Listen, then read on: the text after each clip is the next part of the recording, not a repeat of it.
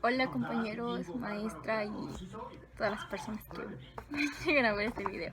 Bueno, mi nombre es Fátima Abigail Lara Benítez y hoy voy a hablar sobre los temas que vimos en el último parcial de este semestre. Entonces, para empezar, vamos a hablar sobre la obra lírica o el género lírico, que es una forma literaria en la que predominan los sentimientos del hablante lírico, la cual tiene dos constituyentes, que es la de forma y la de fondo. La de fondo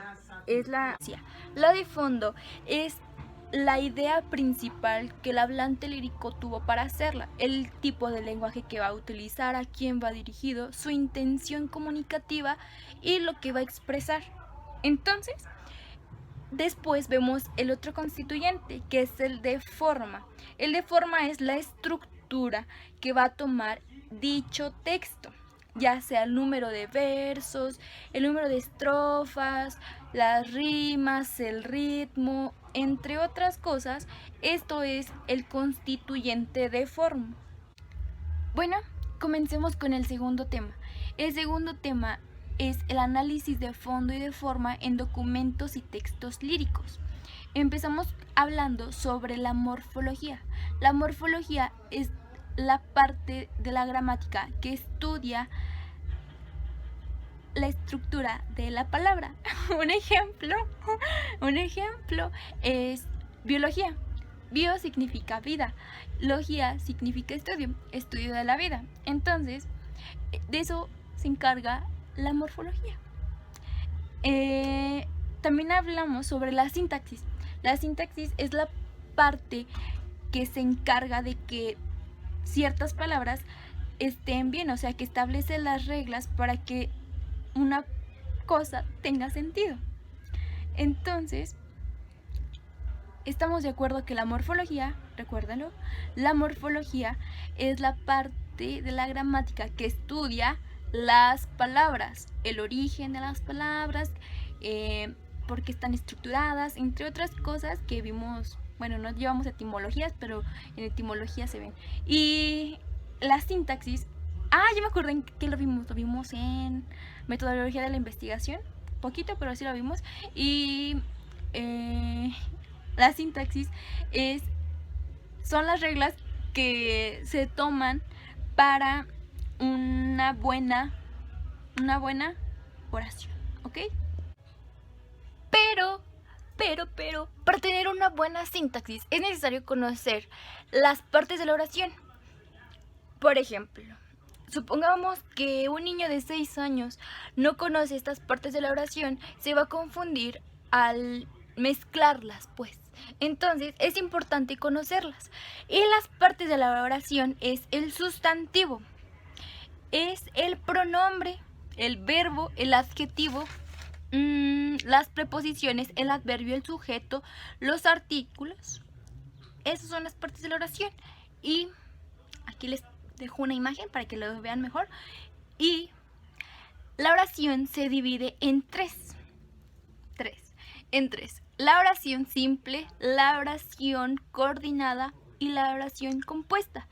Estas tres se clasifican dependiendo del número de verbos, depende de ciertas cositas de la estructura. Les dejo un ejemplo y continuamos.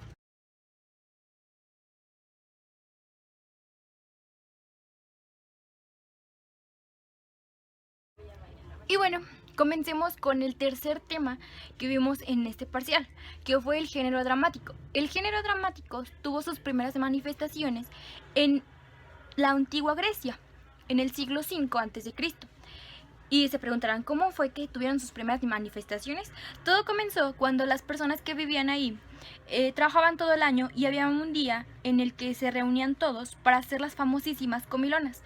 Las comilonas son fiestas donde hay muchísima comida y hay música. Entonces, en esas fiestas se comenzaban alabando a un dios, el dios Dionisio. Ese dios Dionisio era el dios de la fertilidad y del vino. Entonces, ellos creían que al alabar a ese dios iban a tener muy buenas cosechas. Y, por lo tanto, Por lo tanto, como era hecho en vivo y a todo color, había partes donde ya no se escuchaba porque era demasiada la gente que se reunía. Entonces se empezó a crear el coro. El coro fue compuesto por los narradores de la historia, que a través de la actuación y el canto y el baile informaban sobre los personajes. Fue el intercambio entonces del actor y el público, a lo cual se le conoce como corifreo.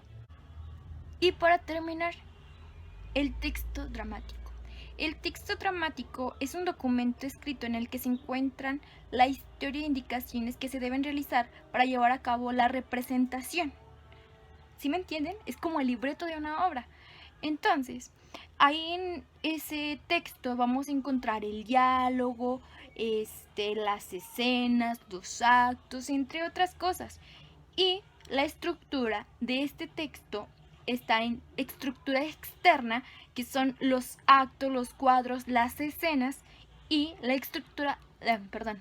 La estructura interna es la situación inicial, el desarrollo climas, la resolución. No sé si me entienden. Pero, por ejemplo, Caperucita Roja se perdió, luego se la iba a comer, bla, bla, bla. Entonces, estamos hablando de un inicio, de un desarrollo y de una solución o un final, para que me entiendan, ¿va? Y eso es todo de mi parte, compañeros. Espero les tratara de resolver alguna duda y muchas gracias por su atención.